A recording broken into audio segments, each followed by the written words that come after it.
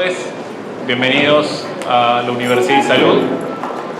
Para nosotros es un placer recibirlos en este año en el cual cumplimos 25 años desde la creación de la fundación del Instituto de Salud, pasando luego por la Fundación Universitaria de Salud y actualmente por la Universidad de Salud. En el marco de estos 25 años, las distintas carreras y áreas de la universidad vienen realizando distintas actividades abiertas a la comunidad, pensando no en los 25 años que pasaron, sino en los desafíos que tenemos por delante los próximos 25 años, como institución, como sociedad, y en ese marco, en todos los temas que están vinculados a salud, específicamente en nuestra área de alimentos y nutrición. En este marco de trabajo de estos 25 años, surge la posibilidad de trabajar y firmar un convenio con APSAL, con el que estamos realizando en estos momentos esta actividad, así que muchísimas gracias a APSAL por confiar en nosotros y poder trabajar juntos, y surge de este convenio la posibilidad de armar un seminario que trate sobre la higiene de los alimentos, del cual ya se sabe mucho técnicamente y se trabaja mucho, pero abordarlo el tema desde el punto de vista del cambio de comportamiento que requerimos a lo largo de toda la cadena, los profesionales y los operarios y todos los actores, inclusive los consumidores, y ya no solo tener una mirada técnica sobre ese aspecto, sino las actitudes, los hábitos y esos comportamientos que necesitamos ir cambiando, modificando, adecuando para cumplir con los objetivos que perseguimos a los fines de lograr alimentos inocuos, sanos y saludables. Así que muchas gracias por haber venido. Esperemos que disfruten de la universidad y del evento y poder cumplir con las expectativas que trajeron al momento de anotarse y al momento de acercarse a la universidad. Así que muchísimas gracias.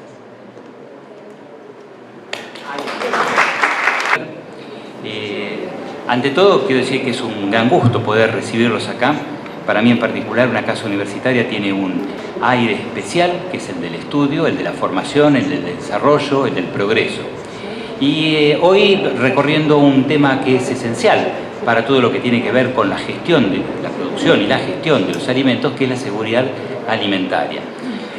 Sin ninguna duda, la seguridad alimentaria es la consecuencia de cumplir con diferentes recomendaciones que tienen que ver con la higiene. Y ese va a ser un tópico que va a ser de permanente preocupación. Es más, hoy estamos viendo tendencias, lo que se viene, el futuro. Primero porque cada vez hay más gente que come fuera de casa en forma natural, ya sea que se lleva la comida o que la adquiere o la consume en un determinado lugar. Y además de eso, incluso comiendo en casa, cada vez utilizamos más alimentos procesados, mínimamente procesados o mucho más elaborados. En todos ellos, en cada uno de esos pasos, incluyendo hasta la distribución y la disposición final de los mismos, se está tratando de seguir algún tipo de protocolo, de norma, de sistema, que tiene que ver con asegurar que ese alimento sea bueno para nuestra salud. No solamente bueno en cuanto a la nutrición, es decir, a la mejora de la salud, sino sobre todo que no nos haga mal. Y de eso se trata el tema.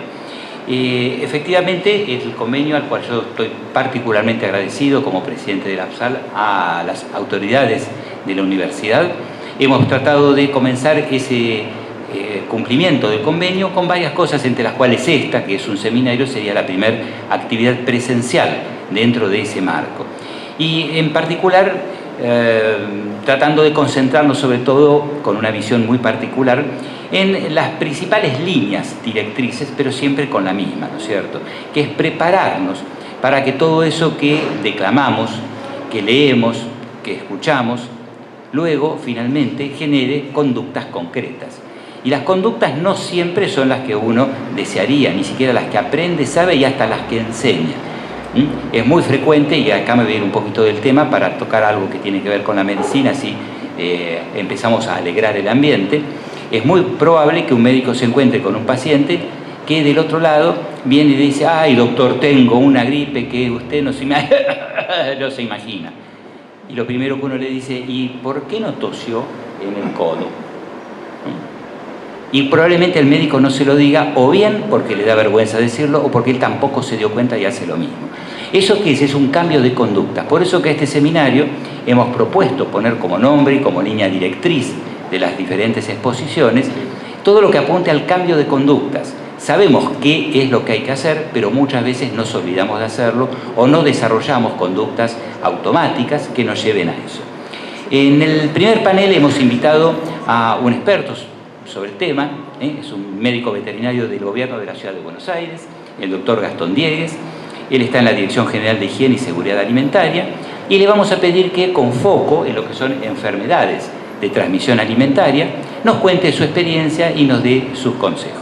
Luego tendremos al orador inicial, al ingeniero y magíster Walter García, que nos hablará ya un poquitito más sobre lo que podríamos llamar las regulaciones que existen sobre ese tema. Así que le doy la bienvenida al doctor Diegues y lo invito a acercarse para acá. Gracias. Buenas tardes a todos, bienvenidos. Mi agradecimiento a la universidad y a APSAL por haberme invitado en esta ocasión. Ustedes saben, veo que hay caras conocidas acá, no vamos a hablar de lo que es una enfermedad transmitida por alimentos porque todos ya lo saben. Vamos a tratar de hablar un poquito de estadísticas, ¿sí? El tiempo que se nos dio es corto, con lo cual vamos a tener que galopar un poco sobre esto porque es bastante amplio y bastante interesante. Cuando nosotros buscamos estadísticas y hablamos de alimentos, nos encontramos, a ver si ahí estamos, nos encontramos que las estadísticas que obtenemos generalmente son viejas, ¿sí? No tenemos estadísticas actualizadas. Yo revolviendo, cosa que hacemos todos los que estamos en el tema y queremos saber un poquito más, encontré unos pósters de la Organización Mundial de la Salud que quisiera compartir con ustedes, ¿sí? Fíjense, ahí habla de carga, pero cuando habla de carga quiere hablar de casuística de enfermedades transmitidas por alimentos muy considerable, ¿sí? Esto es fundamental. Hay algo que se llama subregistro y ya lo vamos a ir charlando después. Nosotros estamos convencidos que tenemos que actualizar ese sistema de notificación obligatoria y ahora vamos a charlar un poco más del tema. Cada año la CETAS dice que se enferma 1 de cada 10 personas. Esto es de... el láser, no sé dónde está acá. ¿Cuál es el láser?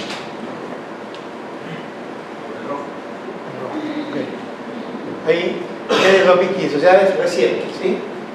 1 de cada 10 personas se enferma en el mundo. ¿Estamos? La población mundial del 2015 fue 7.350 millones de personas. Si hacemos la cuenta y tenemos un promedio de que cada persona, hablo prácticamente sin micrófono, ¿no? Pero bueno, el promedio que tiró la OMS es que, hablando del máximo y del mínimo, esa persona va a estar enferma entre 17 y 18 días, es mucho. Pero si hablamos de los enfermos crónicos, ¿sí? Ahí se nos va a diluir esto, ¿está? Entonces ellos dicen que más o menos provoca la pérdida de 33 millones de años de vida productiva.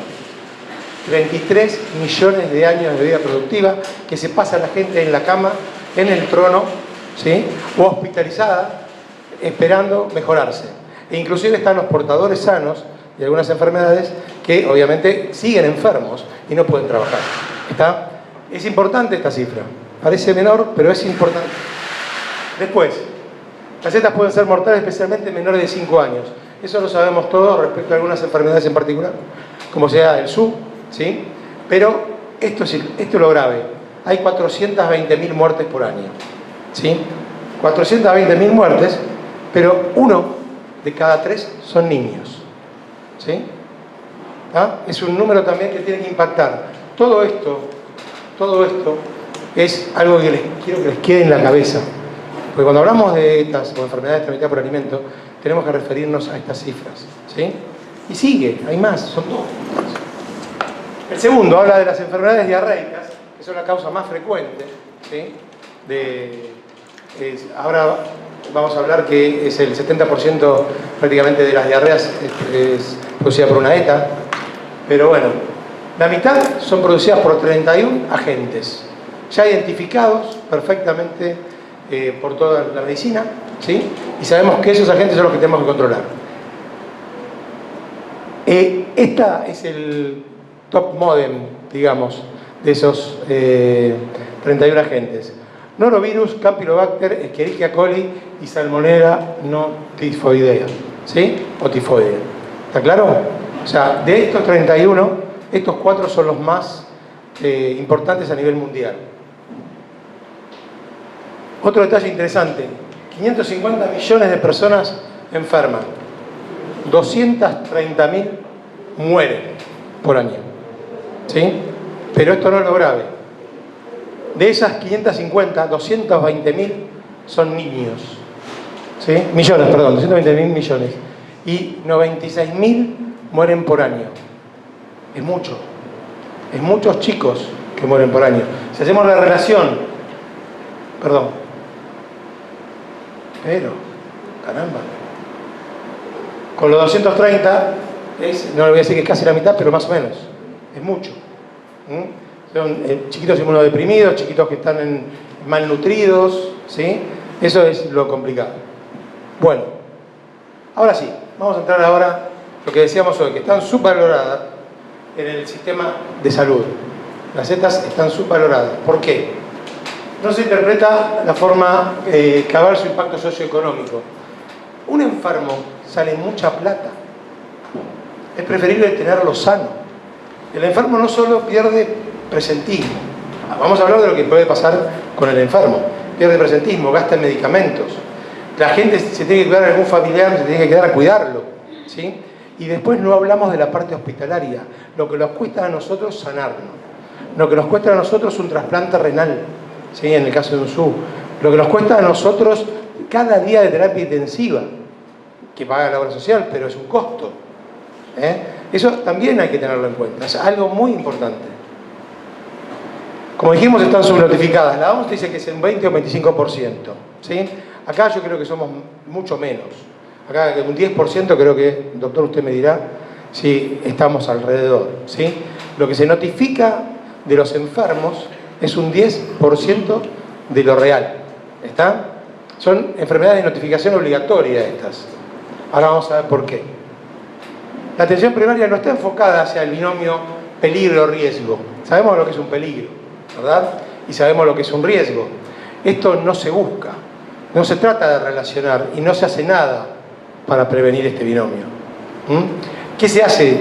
Básicamente la industria, ¿qué hace? Buenas prácticas, HACCP, trata de disminuir los peligros, ¿sí? Pero el riesgo, como decía el doctor, puede estar desde que compramos el alimento hasta que lo llevamos a casa. ¿Cuántas veces ustedes ven que la señora lo primero que carga en el chango es los lácteos o lo perecedero, la carne, después sigue dando vueltas, pone el helado, sigue dando vueltas y empieza a poner todo lo demás, arriba de todo el papel higiénico, ¿sí? Porque se acordó al último momento, y ya con ese chango lleno se va a la cola donde hay 14 personas esperando. Obviamente el helado se derritió, la manteca perdió la cadena de frío, la carne ni les cuento, y si estamos hablando de pollo ya estamos en problemas. O sea, esto es algo cultural que es difícil de manejar, ¿está? Entonces, nadie trabaja sobre esto, tendríamos que trabajar sobre esto. Una escasa prensa enfocada en la educación. Sí, titular, chico se muere de SUB. ¿Y cómo educamos a la gente de que ese chico murió por comer una hamburguesa mal cocida? La vez pasada escuchaba en la radio una señora que decía, hice todo bien, compré la carne, hice la hamburguesa, la cociné, el chiquito había fallecido, lamentablemente ya, pero ella decía, su descargo ante la prensa era que había hecho todo bien. Y yo a medida que iba escuchando, yo decía, hizo todo mal. O sea, desde comprar la carne ya picada con antelación a la venta, ¿sí? Que teóricamente está prohibido, ¿sí? Llevarla a su casa, hacer la hamburguesa, manipularla. Vas a saber cuánto tiempo la hizo, cuánto tiempo tardó en hacerla. Por ahí tuvo 2 días la carne picada en la heladera hasta que la hizo. Después la manipula, después la cocina, la mal cocina, ¿sí? O sea, piensa que con los juguitos, eso ya es más difícil porque ya se ha entaladrado tanto la cabeza que los juguitos ya no lo quiere la mamá, entonces busca que esté bastante seca, pero a veces quedan jugos y no llega a los 72 grados Celsius al centro del producto como para matar a la Escherichia y sus toxinas. Pero bueno, esto tendría que estar acompañado cuando sale el sensacionalismo, que pasó un caso de muerte por una enfermedad transmitida por alimento, o la triquinosis, que tuvimos hace 2 años, un brote muy grande, que ya lo vamos a ver. Esa triquinosis, sí, saltó la triquinosis, pero no saltó la prevención. ¿Cómo no? ¿Qué no comprar? ¿Por qué no comprarlo? Eso es lo que tenemos que trabajar. Gran disparidad entre los criterios de dictado y evaluación de cursos destinados a manipuladores en todo a nivel nacional. Esto lo detectó el doctor Palópoli, que anda dando cursos por todos lados, tratando de unificar estos criterios a nivel nación, ¿sí? Él es formador de formadores y él capacita a la gente para que unificar este criterio. Entonces, vamos a ver que no es lo mismo Santiago del Estero que lo que se da acá. No es lo mismo por ahí lo que se da acá que lo que se da en Formosa. Y no es lo mismo lo de Formosa lo de Santiago del Estero. Y tienen realidades diferentes. Santiago del Estero tiene mucha población por debajo del índice de pobreza. O sea, estamos hablando de gente que ya es indigente, ¿sí? Y bueno, ahí llegamos y está bien, queremos que se laven las manos y no tienen con qué. Eso es otra realidad. Pero bueno, esto también es otro tema muy importante desde el punto de vista de salud pública y de las ETAs. Y no se han podido vencer barreras culturales, ¿sí? O sea, yo trabajo en el microcentro, la agencia gubernamental está ahí, estamos rodeados de puestos, ustedes lo pueden ver, en 11, ¿sí? No, microcentro, es 11, donde la gente saca de bolsas de residuos la comida y se la pone en un recipiente y se la da a la persona. Y la persona se sienta y lo come en el cordón de la vereda. Esa persona seguramente, o sea, tiene una gran cantidad de anticuerpos, ¿sí? Que nosotros no tenemos porque comemos 2 bocados de eso y derecho al baño, porque no lo aguantamos, pero esta gente sí lo tolera, y aparte por una cuestión económica. Los casos que vemos de intoxicación paralizante de los moluscos, que vamos a ver después, es gente, obviamente oriental, que tiene la costumbre de comerlos crudos. Nosotros no podemos hacer nada con eso. Se comen los mejillones crudos, los gasterópodos crudos, o sea, ahí no podemos hacer nada. Explicarles un poquito por qué se murió esta gente y bueno, y esperar que la próxima vez lo cocinen o que se fijen en la parrilla roja, que no la tienen en cuenta. Vamos bien hasta acá, voy muy rápido, voy muy lento. Si no me paran, Lo que sí, no me pregunten nada. Ok. Bueno, vamos a hablar de estadísticas. Fíjense que este cuadro está muy bueno. Y esto es del Sistema Nacional de Vigilancia de Salud, ex SINAVE, y es del 2014. Vamos bien con las estadísticas, 2014. Vamos acá. Diarrea menor de 5 años. Fíjense que se mantiene bastante en el tiempo. Yo soy diestro, o sea que tiemblo mucho con la izquierda, así que vamos a cambiar el micrófono, así queda mejor. Bueno, diarrea mayores, ¿sí? Están bastante estables. Acá era bastante bajo en el 2002, pero tampoco se buscaba, tampoco se detectaba. Convengamos que antes no se buscaban determinadas enfermedades. Pasaban sin pena ni gloria. ¿Cuántas veces nosotros nos agarramos, nos duele la panza y dijimos, bueno, comimos apurados, esto, el otro, vamos al baño, nos recuperamos, ¿sí? Y fue un estáfilo. ¿Está? Una cosa fulminante, una diarrea acuosa, violenta, y al otro día estamos, al ratito, ya no, es como si no hubiera pasado nada. Eso fue una ETA, ¿sí? No les digo que levanten la mano para no comprometer a nadie, pero más de uno la debe haber padecido. Yo personalmente la padecí en Mar del Plata. Pero bueno, hepatitis A. Esta hepatitis es transmitida por los alimentos, ¿sí? Hepatitis A es bastante bajo. Uy, perdón, se me adelantó. Ahí está. Hepatitis A, ahora prácticamente lo tenemos controlado, ¿sí? O sea, hay muy poca casuística, muy poca. No quiere decir que no se busque, se sigue buscando, pero es poca. Fiebre tifoidea y paratifoidea, prácticamente no tenemos casos. El SU permanece constante, no tiene gran fluctuación. Tenemos unos 400 casos por año. Ahora vamos a ver más de esto. Triquinosis. Fíjense acá lo que les decía de este cuadro. Ahí en el 2013 tuvimos 1000 y pico de casos, ¿sí? En la ruta 205, cerca de Saladillo, había un señor sobre la ruta que vendía fiambres. Ese señor hacía los análisis correspondientes, pero hacía análisis correspondientes con diafragma de chancho sano. Cuando le dio sano el chancho, guardó el diafragma, lo cortó en pedazos y lo descongelaba cada vez que hacía una faena. Entonces llegaba, claro, el chancho sano, el malo, por supuesto no. Se enfermaron 1000 y pico de personas. De Saladillo solamente 200 y pico de personas se enfermaron. Fue terrible, fue una cosa... Y hablando con gente de salud, me dijeron que, obviamente, se enfermaron de Saladillo, de Berisso, de Ensenada, de Olivos, porque la gente compraba ahí y lo desparramaba por el resto del país. ¿Está? O sea, es importante la triquinosis desde ese punto de vista.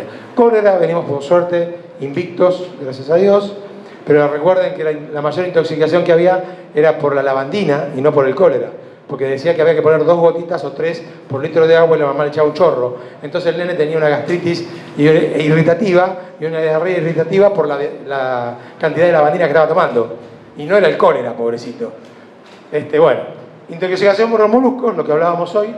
Fíjense los pocos casos que tenemos, acá tuvimos muchos, acá había bastante María Roja, 2011, y después bajitos. Pero esto ya es cultural, recuerden eso. Está muy controlado a nivel, tanto a nivel SENASA como a nivel Mercado Central, toda la parte de comercialización de bivalvos, por lo cual no pueden llegar bivalvos a los puntos de venta sin sus respectivos sanitarios. O sea que ahí estamos bastante cubiertos. Bueno, seguimos. Ahora sí, acá tenemos el sistema de vigilancia laboratorial. Hay una diferencia, fíjense, el SU, antes teníamos 300 y pico de casos, acá tenemos 400. Esto es porque lo detecta el laboratorio, ¿sí? Esto ya es laboratorial. Lo otro era lo que informaban los médicos. ¿Está? Acá correlacionamos las dos cosas. Hepatitis A también tenemos 204 casos, en el otro eran 196. Tenemos una pequeña diferencia, porque se va detectando a nivel laboratorio. Queda claro más o menos la idea, el concepto. Y SU también. SU y triquinosis, ¿ven? La cantidad, 1201. En el otro eran 1100 o 1000 y algo. ¿Está? También el laboratorio detecta más que el clínico o lo que se puede salir por el C2. El C2 es un formulario que tiene que firmar, o sea, de declaración obligatoria. Si cualquier cosa, si me equivoco, me dice, porque yo de esto... es un formulario de declaración obligatoria que tiene que llenar el médico y elevarlo para que se pueda llenar el SINAVE, o sea, el Sistema de Vigilancia Alimentaria. ¿Está? Sin eso no se pueden tener estos registros. Ahí es donde falla el tema. Ese llenado, ahora lo vamos a ver un poquito más adelante. O ese completado, si se de otra forma. Nos encontramos estancados en una meseta epidemiológica, ya lo vimos. Prácticamente se mantienen, no hay mejoras, se mantiene siempre igual. Hay pequeñas fluctuaciones, la del sur, vimos que muy poquito lo que varía. Lo mismo ocurre con las diarreas, recordando que el 70% son de origen alimentario, de esas diarreas. Y la triquinosis ha ido en aumento. Tanto aumentó la triquinosis que en el 2001, ¿se acuerdan que hubo una gran migración argentina a España? Bueno, le llevamos la triquina. Ellos eran libres y nosotros le llevamos a mí, o una rata, no sé qué, pero salió de acá y tienen triquinosis gracias a nosotros. Está bien, nos trataron bastante mal allá cuando llegamos, entonces bueno, le dejamos la triquinosis, muchos volvieron ya, porque se armó la crisis y volvieron para acá, pero les quedó de recuerdo esto que lo tienen que controlar ahora por culpa nuestra. Pero bueno, acá es donde hay que hacer hincapié, sobre todo en las buenas prácticas y en los controles que hay que hacer de los cerdos, llevarlos a las unidades bromatológicas de la zona y hacer la digestión enzimática. Creo que ahora está saliendo 80, 90 pesos hacer ese análisis, ¿sí? O sea, no es caro y salvás de contagiar a un grupo familiar o a un montón de gente. Llevar un pedacito de diafragma y hacer esa digestión y ver si tiene triquina, ¿sí? O sea, ahí es donde tenemos que comprar. Y culturalmente no comprar esos fiambres, ojo que a mí me ha pasado, vieron que van esos señores con las canastitas, ¿sí? Nosotros los paramos, yo antes de ser gerente operativo era inspector, lo parábamos en la calle y le pedíamos, obviamente, le revisábamos la mercadería y tenía todos los rótulos en el bolsillo. Todos los papeles, todos los rotulitos esos de los fiambres, los tenía en el bolsillo. El tipo los compraba a un mayorista y los vendía como si fueran caseros, ¿sí? O sea que realmente estaba vendiendo cosas buenas. Pero bueno, lo que le atrae al público es lo casero. Por ejemplo, compra ese queso 1000 ojos, ¿sí? Ese queso fresco de campo. Cada burbujita es bosta, ¿sí? Cada burbujita, por eso tiene 1000 ojos, ¿sí? Es leche no pasteurizada, ¿sí? Cada burbujita es una Escherichia coli que hizo gas. Y entonces sale el ojito. Y vos vas y lo comprás porque tiene 1000 ojos. Comprate un queso como la gente y dejate bacana. Pero bueno, la gente piensa que eso es bueno. No es bueno. Está hecho sin controles bromatológicos. No sabemos si el tambo está libre de tuberculosis, brucelosis. No sabemos nada de ese queso. O sea, ¿queso 1000 ojos? No. Ahora que no les agarre el pánico con el gruyere y eso que tiene el ojo grande, eso está todo bien. Eso ya tecnológicamente tienen unos fermentos que hacen eso, ¿verdad? Escasa capacidad laboratorial para identificar peligros a nivel municipal. Eso es real y lo vivo yo a diario. Ahora tengo un caso de shigellosis detectada y no tengo los elementos en mi laboratorio para poder hacerlo. O sea, mi laboratorio, para lo que me pide el código, está todo bien. Pero al chico se le detectó Shigella y yo no lo puedo analizar. No tengo los medios. ¿Está? O sea, eso también es importante. No es una enfermedad muy común, no está contemplada en el código, entonces yo no la tengo que hacer obligatoriamente. Pero el pibe está enfermo de eso. La bromatología local en muy pocos casos realiza vigilancia epidemiológica y resuelven brotes. Esto es genial. O sea, yo no sé si alguno de ustedes está en epidemiología. Gracias. Pero es maravilloso cuando uno detecta el alimento problema. ¿Sí? Cuando uno va a un lugar, hay 25 pibes que se enfermaron y empieza a ver qué comió cada uno, ¿sí? Y hace todo y detecta ese alimento. Es una alegría bárbara. La verdad que poder encontrar y que después eso se confirme con un coprocultivo, o sea, se hace el análisis del alimento, por supuesto que tomamos muestra, y se hace un coprocultivo cuando el chico internado y se ve que es la misma cepa y todo, eso es bárbaro. Eso es bárbaro y realmente a nosotros nos genera una alegría, no por el chico porque está enfermo, ¿no? Sino por haber logrado epidemiológicamente haber encontrado ese alimento y haber podido después enseñarle a la gente cómo se podía eliminar o minimizar ese riesgo para controlar ese peligro. ¿Está? Generalmente, bueno, ahora ya lo vimos, la parte de... No vimos esto. Hay muchos que son por... Cuando me está pasando en el laboratorio de la agencia que tenemos muchos casos de coliformes, ¿sí? Evidentemente los manipuladores no tienen idea de cómo lavarse las manos. O sea, eso es gravísimo. Es gravísimo. Entonces, y después tomamos muestras y volvemos a tener coliforme. Eso es... No se puede explicar. Entonces, bueno, ya después ahí, obligatoriamente, ya cuando le mandamos la primera, le mandamos a hacer el curso de manipuladores. Aunque lo tenga vigente, se lo mandamos a hacer de vuelta, porque evidentemente no entendió nada. No aprendió nada. Entonces, bueno, a ver si así entra, ¿no? Un poquito. Que se lave las manos, al menos. No sabemos hoy qué ocurre con Campylobacter jejuni, Yersinia enterocolítica, Vibrio parahemolítico y Listeria monocitógenes. Pero,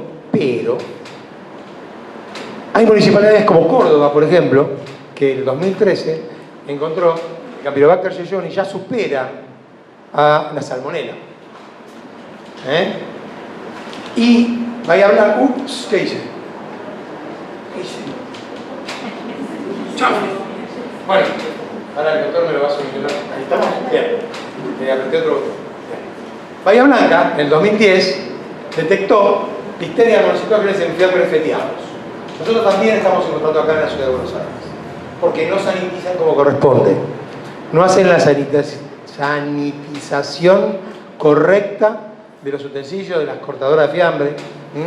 Sabemos que es una bacteria ubicua, que es muy difícil sacarla. La hemos encontrado hasta en fiambres sellados al vacío o con atmósfera modificada. O sea, es una bacteria complicada. Y esta bacteria, señoras y señores, aparte de producir otras patologías, produce aborto en la mujer. ¿Sí? En el hombre no. Eso quédese tranquilo, que al hombre no le pasa nada. No podemos comer fiambres sin historia.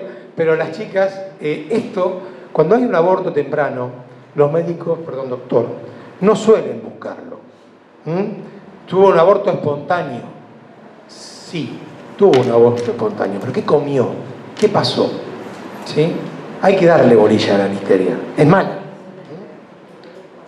Bueno, acá tenemos el SUB, o síndrome urémico hemolítico. Acá quiero mostrarles unas cosas. Acá dice Ciudad de Buenos Aires, es muy chiquita la letra, pero no la podía extender más, la verdad. Ciudad de Buenos Aires, el 2014 tuvimos 130 casos. Tenemos muchos casos acá, pero lo que quiero que quede claro es que como hay hospitales de referencia, son menores, van todos al Garrahan o al Gutiérrez, ¿sí? Entonces, ahí Garrahan más que el Gutiérrez, ¿no? Entonces, por eso tenemos tantos casos. No son autóctonos, son prestados de otras provincias, ¿ok? Bien. Fíjense, Córdoba, también, bastantes casos. Mendoza, acá el color azul no ayuda. Acá lo vemos mejor, pero ahí acá era celeste el color azul. Bueno, ahí tenemos 78 en el 2002 y 25 en el 2014. Santa Fe, bastante parejito. Y en el total del país siempre andamos ahí, alrededor de los 300 y pico, 400 casos por año. Si se me duermen, me avisan, ¿eh? Bien, seguimos. Esto es triquinosis, la que hablábamos hoy, ¿sí? La de los fiambres descuidados, digamos. Buenos Aires, 558 casos. Recuerden que les dije que acá en el 2013 teníamos 1000 casos declarados por salud. 1000 casos. En el 2014 662. Provincia de Buenos Aires, perdón, esto sí, esto es de Provincia de Buenos Aires. Córdoba, 196 casos, viene bajando, porque acá están empezando a hacer los análisis. La digestión enzimática. Mendoza, de 400 bajaron a 31. Eso ya están presionando mucho al sector agropecuario, a los pequeños manufactureros para que hagan el análisis, ¿sí? Santa Fe también hace muy buen trabajo, tuvo 171 casos en el 2011 y en el 2014 61. Es bastante interesante. Bueno, este es un estudio epidemiológico que publicó, mi inglés es malísimo, así que no lo pienso decir, en el coso ese que dice ahí arriba. Lo publicó un danés, el doctor Karl Mollbach, en el 2003, donde dice, y esto es interesante, las infecciones gastrointestinales causadas por Salmonella, Campylobacter, Yersinia enterocolitis y Shigella, en menor medida, por supuesto, no la buscamos. Como dijimos recién, la shigellosis no la buscamos a nivel laboratorial, por eso no la encontramos. Si la empezáramos a buscar, la encontraríamos. Podrían tener peor pronóstico que el descrito hasta la fecha, y la mortalidad asociada a mediana o largo plazo post-infección sería hasta 3 veces mayor en personas previamente infectadas. O sea, que ya sufrieron o una campylobacteriosis, o una yersinia, o una salmonelosis. En ese caso, esa gente va a tener mayor mortalidad a mediano o largo plazo que una persona sana que se haya primo infectado. ¿Queda el concepto? ¿Sí? O sea, si tuvieron salmonella y se vuelven a agarrar, cuidado, porque va a ser más grave el caso. Bueno, ahora sí, vamos a pasar a estadísticas como corresponde viejas. ¿Sí? 2011, pero ¿por qué es esto? Vamos a comparar algo. Uno de los centros de control de enfermedades de Estados Unidos publicó en el 2011 que anualmente 1 de cada 6 estadounidenses se enferma. ¿Sí? 48 millones al año, perdón, 1 de cada 6 personas, 1 de cada 6 estadounidenses se enferma. 48 millones de personas al año enferman por consumir agua, ¿sí? Y alimento. Sabemos que las setas son transmitidas por el agua y alimento. Ellos tienen muchos casos de criptosporidiosis. Cryptosporidium parvum es un parásito que lo padecen los ciervos. Los ciervos van, toman agua, abrevan en los ríos o en los lagos, ¿sí? Defecan, y cuando hay lluvias, esos parásitos son barridos y llevados al lago, al río, y de ahí al lago. Y las tomas están en el lago. Y esos parásitos, las tomas ingresan, y hubo varios casos importantes. A tal punto que en algunos pueblos llegaron a tener que poner ozonizadores, que es lo único que destruye al parásito. No lo paran los filtros. Pasa a los filtros, pasa a la luz ultravioleta, pasa a cualquier sistema que a ustedes se les ocurra, lo único que lo mata es la ozonización. Imagínense ozonizar el agua para millones de personas, es carísimo, es carísimo. Bueno, pero pasa. Esos 48 millones es un 16% de la población estadounidense que se enferma, de los cuales 128.000 son hospitalizados y 3.000 fallecieron en el año 2011. Ahora, lo interesante de esto es esto. En el 2000, antes de que ellos implementaran una técnica, o sea, implementaran todas las prácticas que implementaron para disminuir esto, fíjense las cifras. Se enfermaban 75 millones contra 48, eran hospitalizados 175.000 contra 128 y morían 5.000 contra 3.000. Evidentemente, lograron una importante disminución caso-brote. Por concientizar a la gente, ¿sí? Ellos, bueno, tienen un sistema completamente distinto al nuestro, pero eso les trabajó la cabeza, hicieron mejor difusión de la que estamos haciendo nosotros y lograron disminuirlo bastante en solamente 11 años. Parece mucho 11 años, pero se ahorraron 2.000 muertes en 11 años. ¿Está? ¿Queda claro el concepto? Gracias. Bueno, conclusiones, y vamos cerrando para que siga Walter. Mejorar el nivel de notificación. Eso es lo que hablábamos del C2. Actualmente lo llena el médico. Lo ideal sería que fueran enfermeros o paramédicos lo que lo llenaran, que él no tuviera que perder tiempo para poder llenarlo y notificar más. Eso sería lo ideal. Es difícil. ¿Hay gente de salud acá? ¿Sí? Bueno, ¿es verdad lo que digo? ¿Lo llenan ustedes? Bueno, tendrían, no sé, lo que pasa es que el gancho después lo ponen ustedes, pero que sea llenado por otra persona o completado por otra persona y que ustedes puedan después firmarlo, leerlo obviamente y firmarlo, porque yo sé que lo supera la demanda que tienen y no tienen tiempo de hacerlo, ¿sí?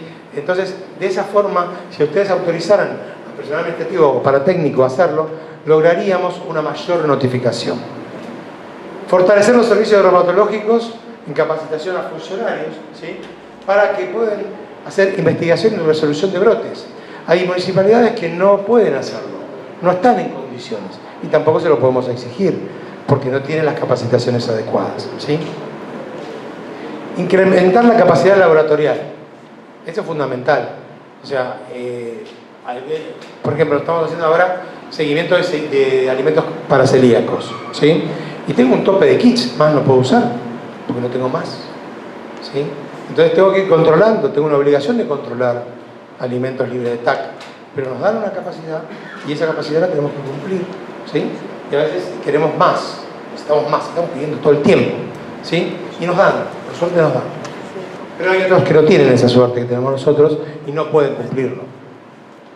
Y promover el monitoreo de los peligros, ¿sí? Tratar de ver si en lo que estamos haciendo nosotros ahora, desde que asumí, si clausuré algún lugar por una falta de higiene, ¿sí? Importante, o una mala manipulación, no creo que sea por manipulación, pero sí que hubo contaminación cruzada y qué sé yo, y qué sé cuánto, o sea, vamos viendo las cosas, los reinspecciono a los 2 meses o 3 meses como máximo.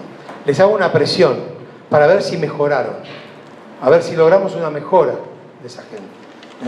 Es la única forma que se nos ocurrió de ver si hacíamos un cambio de mentalidad.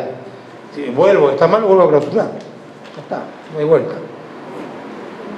Promover la unificación de criterios en los cursos dictados, eso es lo que decía el doctor Palópoli, a nivel nacional.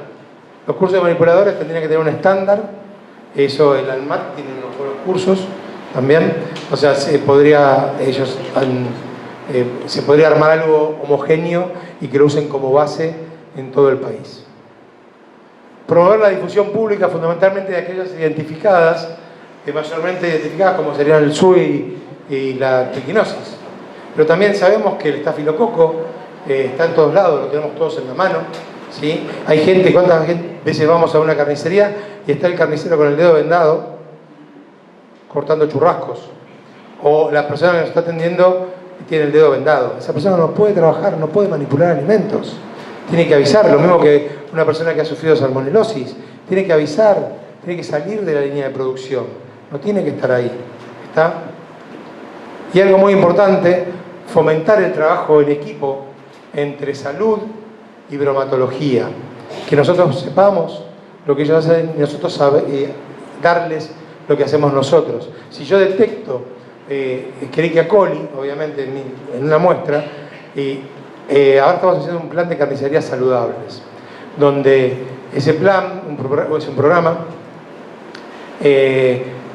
si llega a saltar una carnicería que justo tiene síndrome urémico hemolítico, o sea, nosotros vamos a hacer el análisis de la materia prima, pero no sabemos qué pasa a nivel hospitalario. Entonces, si Salud nos notifica, nosotros podemos enganchar esas dos áreas diferentes, los análisis que hacemos nosotros, con el que encontraron ellos en campo cultivo y ver si es la misma cepa y si salió de esa carnicería. ¿Sí? Creo que estamos terminando. Muchísimas gracias. Cualquier cosa, esta es mi dirección de mail.